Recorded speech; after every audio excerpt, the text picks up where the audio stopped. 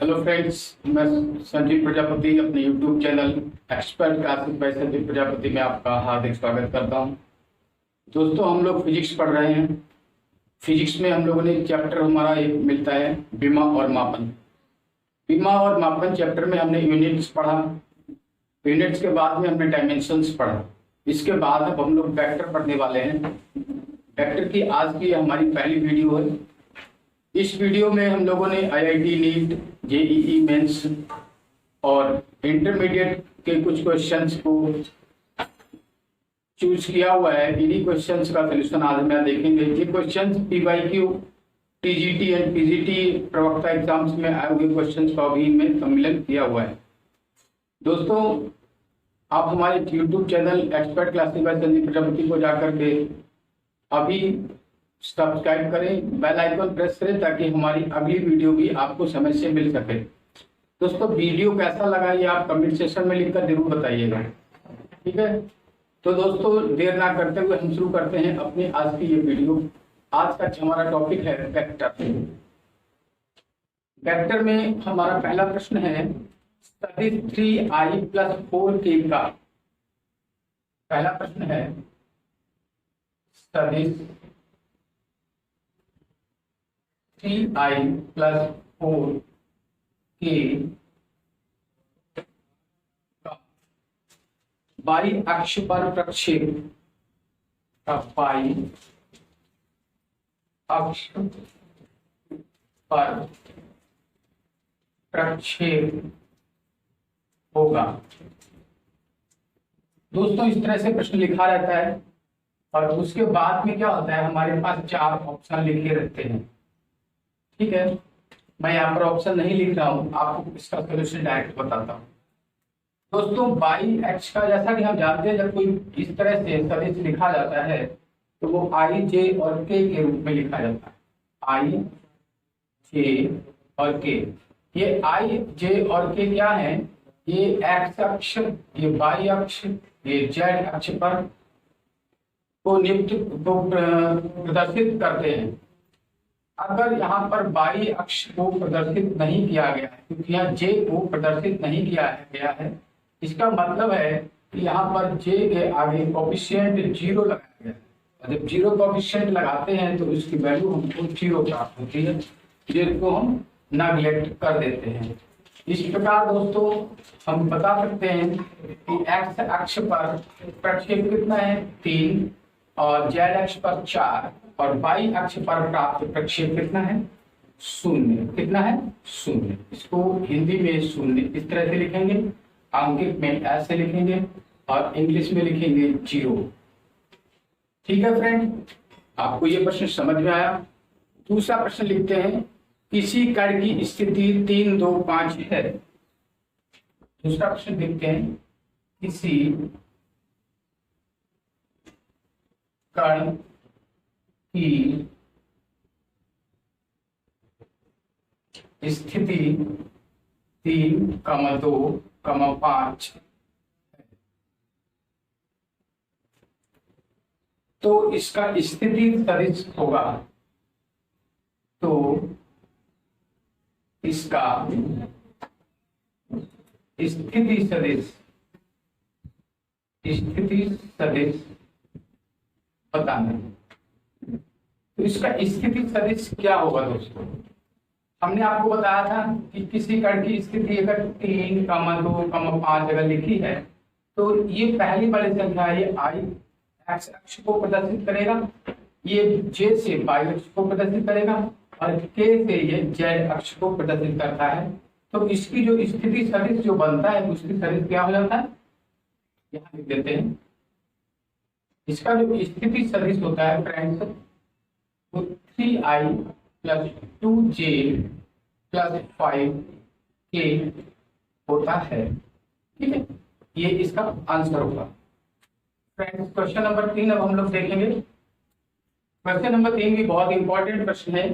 लिखा है 5 न्यूटन का बल ऊर्ध्वाधर से 60 अंश के कोण पर लगा है, तो इसका ऊर्ध्वाधर घटक क्या होगा। लिखा है 5 न्यूटन का एक बल ऊर्ध्वाधर यानी ऊर्ध्व से 60 अंश के कोण पर, कितने कोण? 60 अंश के कोण पर लगा है। तो इसका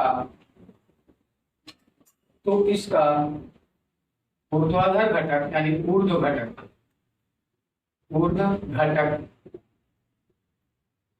क्या होगा? दोस्तों हम जानते हैं जब कहीं पर दो वेक्टर काम करते हैं, मान लिया वेक्टर ए और बी, ये दोनों वेक्टर हैं, और यहाँ पर जिसका जो परिणामी वेक्टर है वो ये वेक्टर है। इस वेक्टर को अगर हम लिखते हैं कितने अंश के कोण पर लगा है, तो 60 अंश अगर यहाँ है तो ये हमारा साइन एफ कॉस थीटा हो जाता है, एफ कॉस थीटा हो जाता है। और इसका ऊर्ध्व घटक जिस अक्ष से कोण लगा है वो हमारा क्षैतिज घटक होता है, ये ऊर्ध्व घटक हो जाएगा एफ साइन थीटा। लेकिन हमें यहाँ पर बताया गया है कि 5 न्यूटन का एक बल है ऊर्ध्व से लगा, ऊर्ध्व मतलब ऊपर से 60, ये वाला 60 अंश है, ठीक है। तो ये कितना हो जाएगा? F sine theta. और यहाँ पर ऊर्ध्व घटक कौन सा हो जाएगा? नीचे वाला, इसका मान हो जाएगा एफ कॉस थीटा। कितना होगा ये? F cos theta. तो इसका ऊर्ध्व घटक कैसे निकालेंगे? इसका ऊर्ध्व घटक हमारे पास हो जाएगा, इसका सोल्यूशन मैं दे रहा हूँ आपको। इसका ऊर्ध्व घटक होगा एफ कॉस थीटा। एफ का मान लिखा हुआ है 5 और कॉस थीटा का मान लिखा हुआ है कॉस 60। कॉस 60 का मान होता है 5 और 60 का मान 1/2 बराबर 2.5 न्यूटन। ये आंसर हो गया दोस्तों। तो हमें वहां पर कौन सा ऑप्शन में मिलेगा? ऑप्शन में हमारा आंसर मिलेगा 2.5 न्यूटन। ठीक है फ्रेंड, उम्मीद है कि वेक्टर आपको समझ में आ रहा है। वेक्टर का प्रश्न संख्या 4 देखते हैं हम। प्रश्न संख्या 4 में लिखा है सदिश ए का परिणाम ए है, परिणामी होगा। लिखा है सदिश ए का परिणामी, सदिश ए का परिणामी ए है, सदिश ए का परिणामी ए है, तब वेक्टर ए की दिशा में इकाई सदिश, तब सदिश ए की दिशा में इकाई सदिश पूछा है। दोस्तों हमें पता है इकाई सदिश कैसे निकालते हैं। इकाई सदिश को हम लोग ए कैप से डिनोट करते हैं। किससे डिनोट करते हैं? ए कैप से। ए कैप किसके बराबर होता है? आपको सबको पता है कि वेक्टर ए सदिश और सदिश के परिणामी, यानी वेक्टर ए का जो परिणामी निकाल देते हैं मॉडुलस, इसके बराबर होता है। इसको कैसे डिनोट कर सकते हैं? A cap equal to vector A upon A. इसका परिणामी हमें दिया हुआ है, कितना दिया? ए। तो ये इसका आंसर हो जाएगा।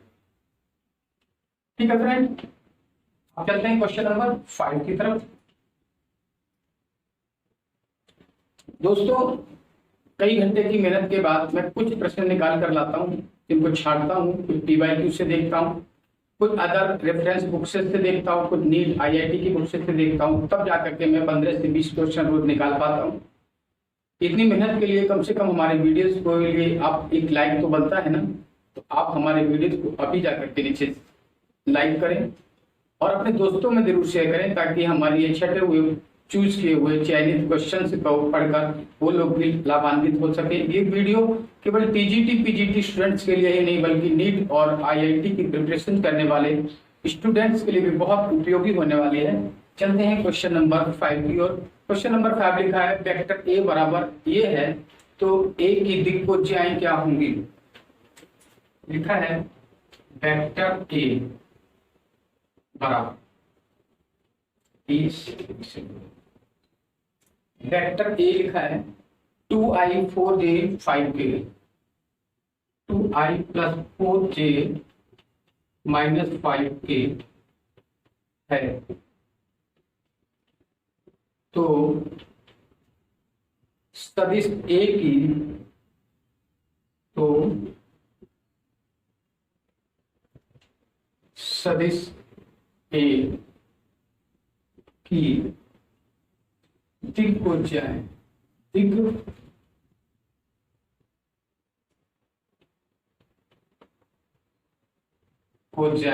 हैं।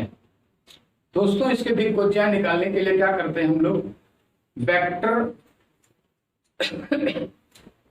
में आई अक्षर, वाई अक्षर और के अक्षर पर विस्थापन को लिखते हैं और अपॉन में पूरे वेक्टर का मॉडुलस लिख लेते हैं, यानी पूरे वेक्टर का परिणामी लिख लेते हैं। ठीक है, इस पूरे वेक्टर का जो परिणामी होगा कितना होगा, हम आपको बताते हैं इसका परिणामी कितना होता है।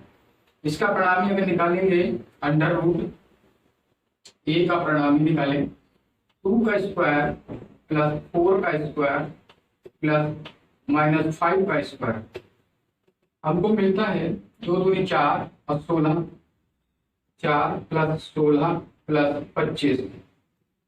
इस तरह से ये हमें दोस्तों मिल जाता है 4 प्लस 16 प्लस 25 को जब ऐड करते हैं कितना होगा, 16 4 20 और 25 45। ये हमको इसका परिणामी मिल जाता है। अब इसकी दिग्भुजाएं निकालें तो दिग्भुजाएं इसकी कितनी हो जाती है, ये दिग्भुजाएं हो जाएगी, इसका जो हमारा विस्थापन है इसको लेंगे 2/45।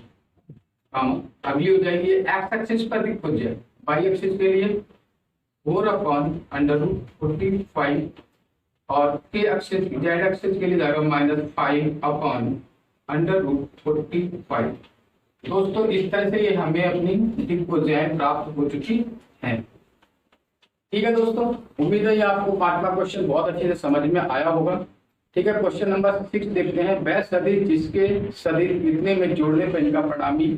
चलिए क्वेश्चन लिख लेते हैं नेक्स्ट।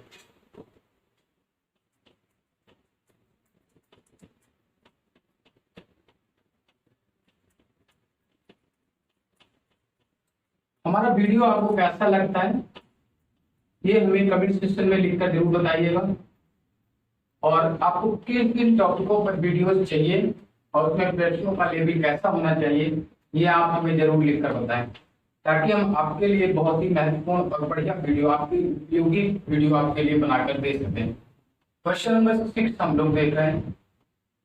लिखा है वह सदिश जिसे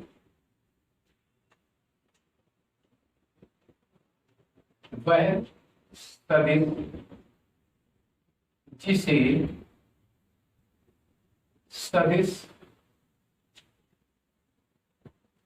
I3j2k I - 3j + 2k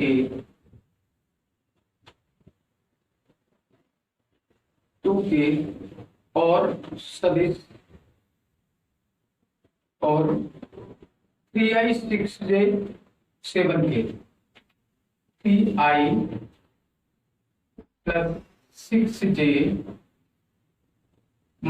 7k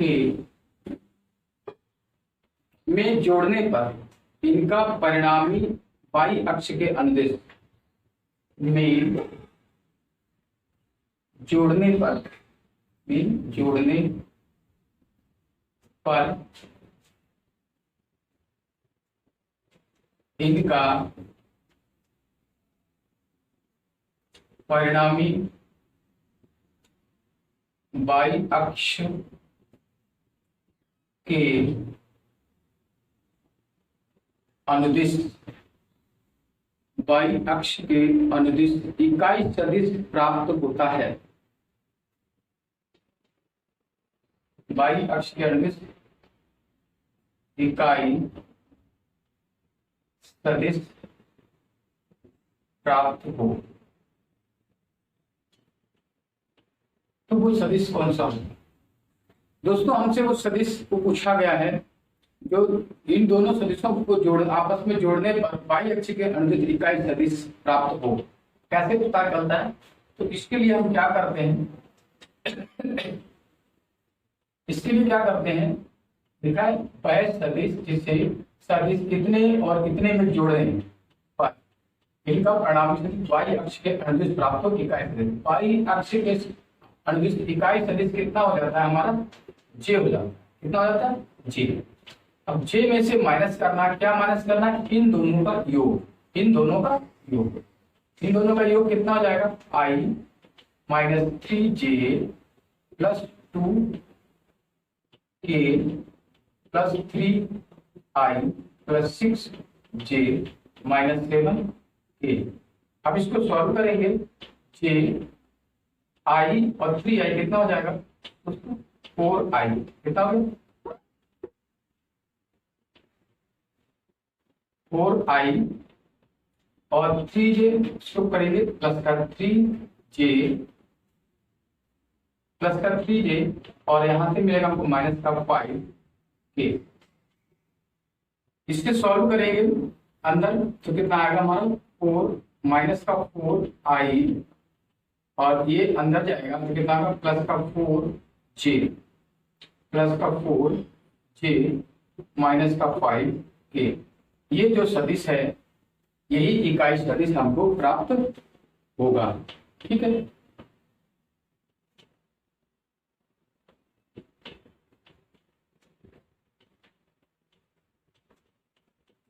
ठीक है, लिख सकते हैं हम लोग। कितना हुआ?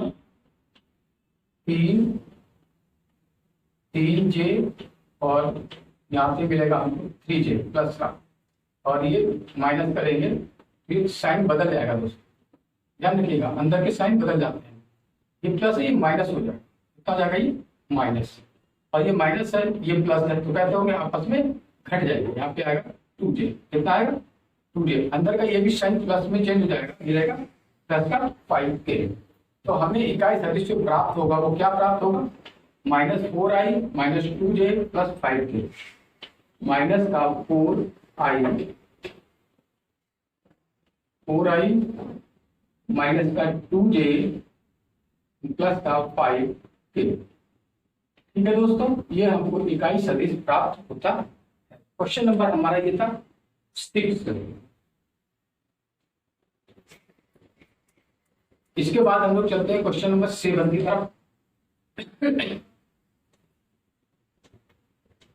क्वेश्चन नंबर 7 लिखा है कमरे की बीमारी दी हुई है 10, 12, 14। लिखा है कमरे की बीमारी, कमरे की बीमारी 10 मीटर, 12 मीटर है। एक मक्खी एक किनारे से दूसरे किनारे पर तक विकर्ण रूप से जाती है। मक्खी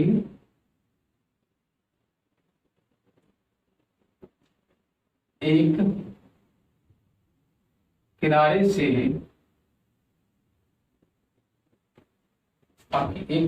दूसरे किनारे तक, कहां तक? दूसरे किनारे तक, किनारे तक विकर्णता जाती है, यानी डायगोनली जा रही है। तो मक्खी के विस्थापन का परिमाण होगा। तो मक्खी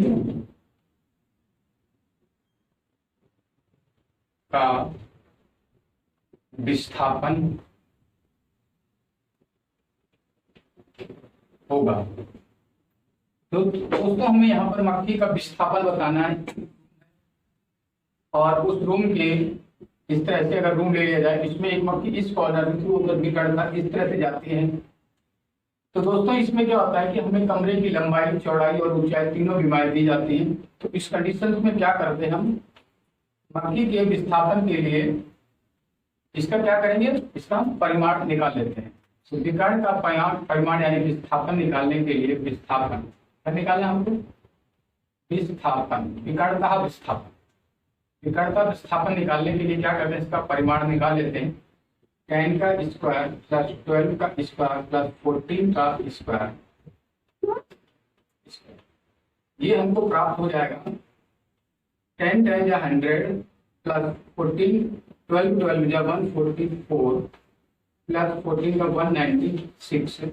इसको करते हमारा हो जाता है 144 कितना 144 एंड 240 पर 244 प्लस 196 196 या 4 जोड़ देंगे 200 यानी कि 440 440 जब हमें प्राप्त हो जाता है 440 का जब वर्गमूल लेते हैं दोस्तों, विस्थापन अगर इस तरह से लिखा हुआ है 440 तो इस पर टिक करेंगे, अदरवाइज का वर्गमूल निकालेंगे तो 20.9 मीटर प्राप्त होगा। ये विस्थापन का, यही विस्थापन हमसे पूछा गया।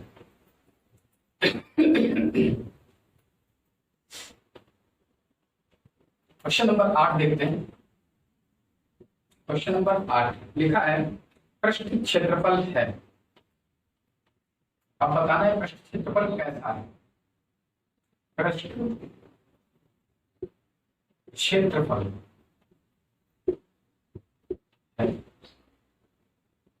दोस्तों पृष्ठ क्षेत्रफल के लिए हमने कई ऑप्शन दिए गए हैं। तो पृष्ठ क्षेत्रफल सदिश है, अदिश है, या प्रदिश है, या कोई नहीं है, या विमानी इस तरह से लिखा जाता है। तो पृष्ठ क्षेत्रफल आप हमेशा ध्यान रखिए, पृष्ठ क्षेत्रफल सदिश है। कैसा है ये? सदिश है। यहाँ पर कंफ्यूजन रहती है बहुत तगड़ी वाली, अक्सर लोग भूल जाते हैं, कंफ्यूज आते हैं क्षेत्रफल के मामले में। ये सदिश है, आदिश है, आप ध्यान रखिए पृष्ठ क्षेत्रफल कैसा है? सदिश है। इसके बाद में चलते हैं क्वेश्चन नंबर 9 पर। क्वेश्चन नंबर 9 लिखा हुआ है एक्स अक्ष से 30 अंश पर क्रियान्वित एक बल। लिखा है एक्स अक्ष से 30 अंश के कोण पर क्रियान्वित, क्रियान्वित का मतलब कार्यरत, क्रियान्वित एक बल। एक्स अक्ष से 30 अंश पर क्रियान्वित एक बल एफ के, एफ के एक्स तथा वाई घटक है, एक्स तथा वाई घटक है। हमें क्या करना है, यहाँ पर जो एक्स अक्ष से 30 अंश पर एक बल दिया हुआ है जो 30 अंश के कोण पर कार्य कर रहा है, और इसका एक्स और वाई घटक हमें प्राप्त करने हैं। ठीक है दोस्तों, एक्स घटक हम निकालेंगे, फिर वाई घटक निकालेंगे। यहां लिखेंगे बल के एक्स घटक,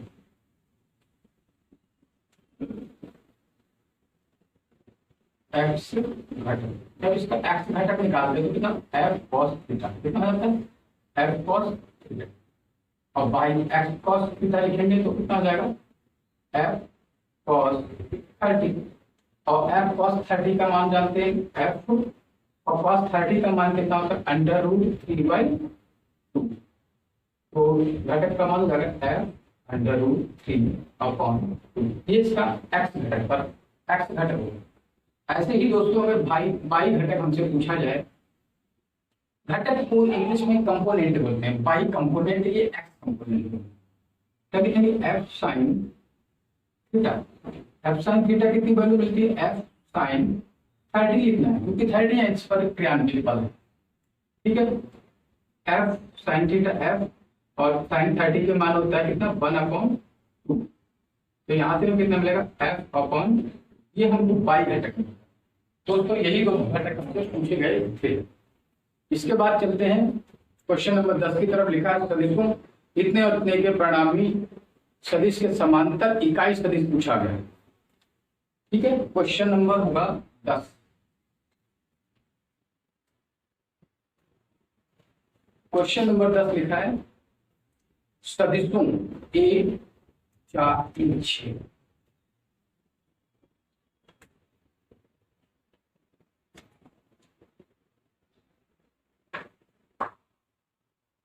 सदिशों 4i plus 3j plus 6k, 4i plus 3j plus 6k और ij i और minus i plus 3j minus 8k, ये दो सदिश लिखे हुए हैं हमारे सामने। -8 के परिणामी सदिश के समांतर के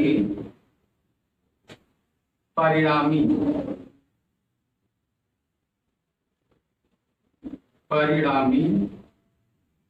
सदिश के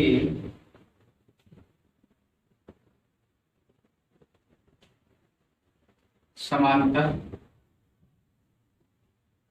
इकाई सदिश होगा। हमसे इनके परिणामी सदिश के समांतर एक इकाई सदिश प्राप्त करना है और बताना है वो इकाई सदिश क्या होगा। इकाई सदिश प्राप्त करने के लिए हम क्या करते हैं, इन दोनों को आपस में पहले जोड़कर परिणामी निकाल लेते हैं। इनको जोड़ेंगे, परिणामी निकालेंगे। कितना परिणामी आएगा हमारा? 4 और 4i और -i कितना होगा? ये प्लस का 3i होगा। कितना होगा? प्लस का 3i, 3j और प्लस 3j कितना होगा? प्लस का 6j।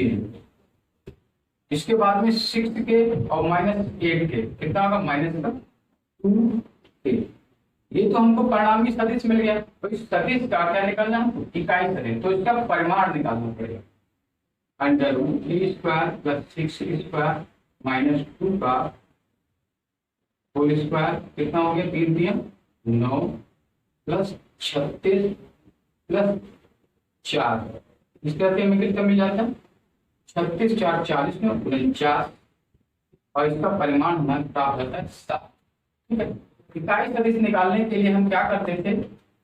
किसी भी इकाई सदिश को निकालने के लिए ऊपर सदिश और नीचे सदिश का परिमाण लिखते थे। ठीक है। जैसे कैसे लिखते थे? इसको इस तरह से लिख के 3i + 6j - 2 ये हो गया। इसका आंसर कितना हो गया? 1/7। ये 7 क्या है? इसका परिमाण आया। ठीक है। और ऊपर साइड में ब्रैकेट में लिखेंगे 3i + 6j - 2k। दोस्तों हमें सदिशों इतने और इतने के परिणामी सदिश के समांतर इकाई सदिश जो होगा उसका मान कितना होगा, ये हमने आपको बताया। क्वेश्चन नंबर 11 देखेंगे। क्वेश्चन नंबर 11 अभी लिखना पड़ेगा। ठीक है फ्रेंड्स, आपको सारे सवाल समझ में आ रहे हैं? कमेंट सेक्शन में यस लिखकर बताइए। उम्मीद है कि आपको सारे प्रश्न समझ में आ रहे होंगे। ये सारे प्रश्न टीजीटी, पीजीटी, नीट, जेईई की प्रिपरेशन करने वाले सारे स्टूडेंट्स के लिए बहुत ही उपयोगी होने वाले हैं। प्रश्न संख्या अब हमारे सामने होगी 11। प्रश्न संख्या 11 है 10 न्यूटन के 5 एक समान बल एक बिंदु पर 10 न्यूटन के 5 10 न्यूटन के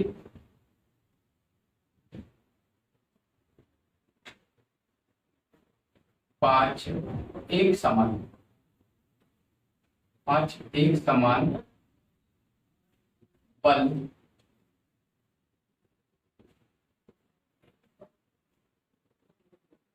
एक ही तल में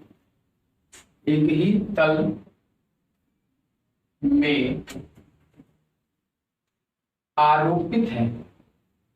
कहाँ आरोपित है? एक ही तल में आरोपित है। ठीक है फ्रेंड, एक ही तल में आरोपित है। इनके मध्य कोण बराबर है। उनके मध्य के कोण,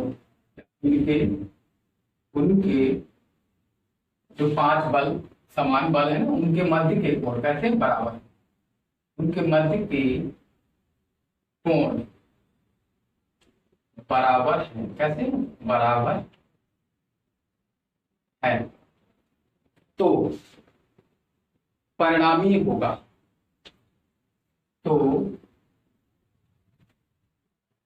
परिणामी होगा।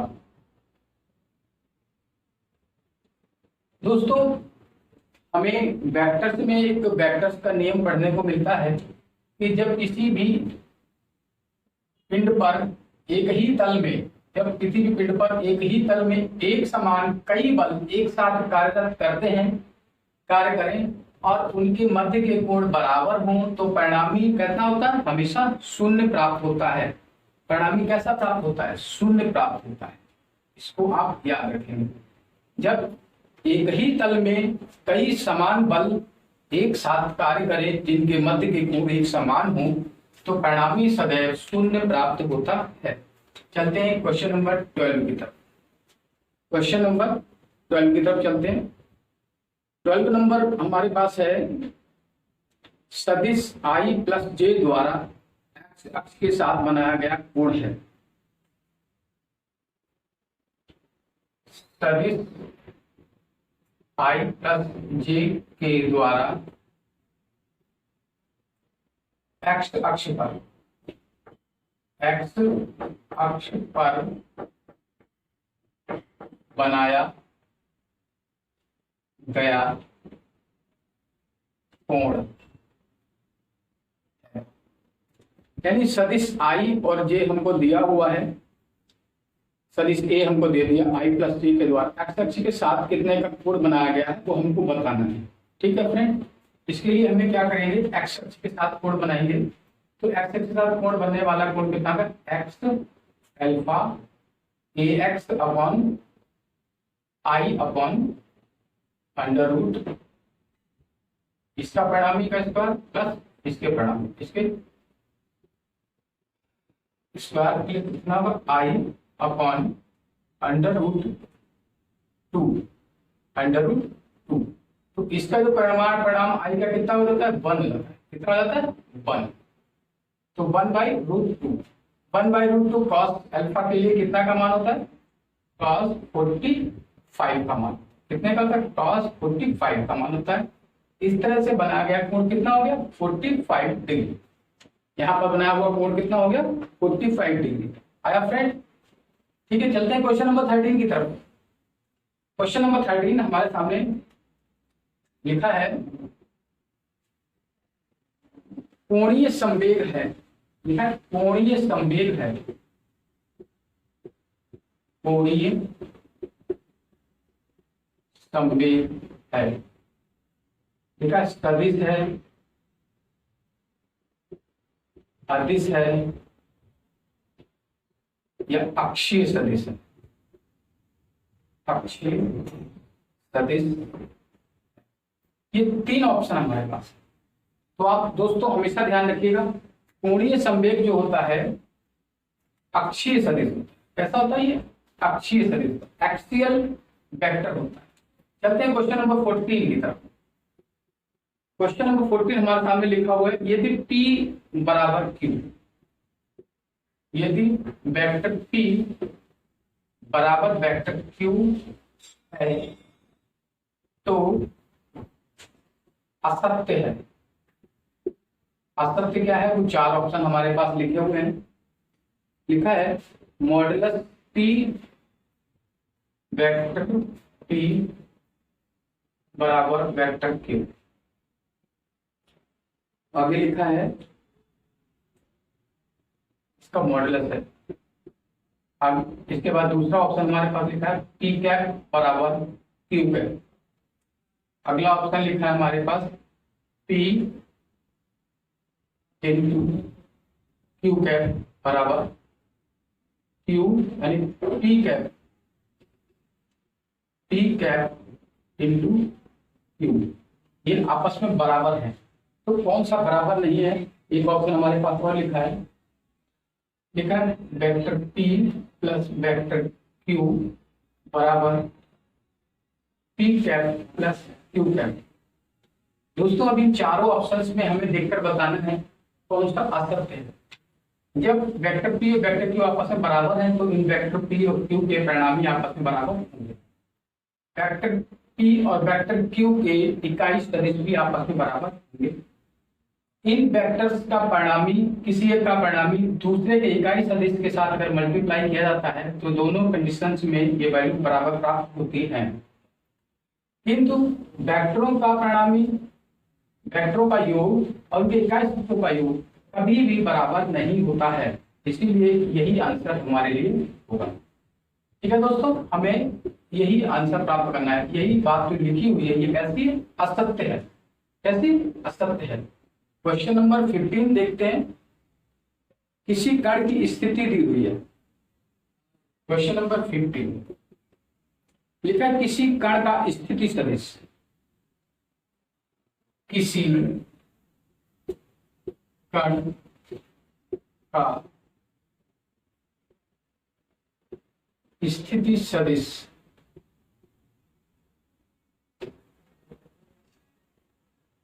आर बराबर कितना लिखा है 3t स्क्वायर आई, 3t स्क्वायर आई प्लस 4t स्क्वायर जे, 4t स्क्वायर जे प्लस 7k है, प्लस 7k है।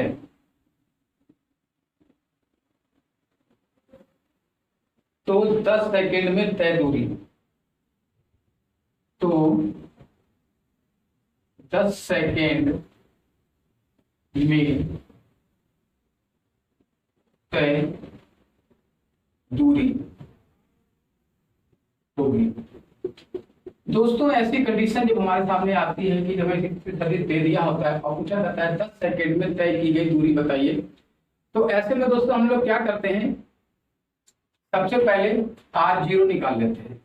r0 यानी 0 सेकेंड में कितनी दूरी तय की जाती है, तो 0 सेकेंड में तय दूरी यानी t r0 निकालने के लिए क्या करते हैं, इसी समीकरण में t बराबर 0 रख देते हैं। ठीक है, t बराबर 0 रखने पर हमें ये वाली वैल्यू 0 पे मिल जाती है, प्लस j के साथ में वैल्यू 0 मिल जाती है, प्लस 7k मिल जाता है। तो r0 बराबर हमारा कितना हो जाता है 7k। अच्छा r10 निकालने पर 10 सेकेंड में ये वैल्यू हमको मिल जाती है 10 दाएं के 100 300 आई प्लस ये वैल्यू मिल जाएगी हमको 400 जे प्लस 7k।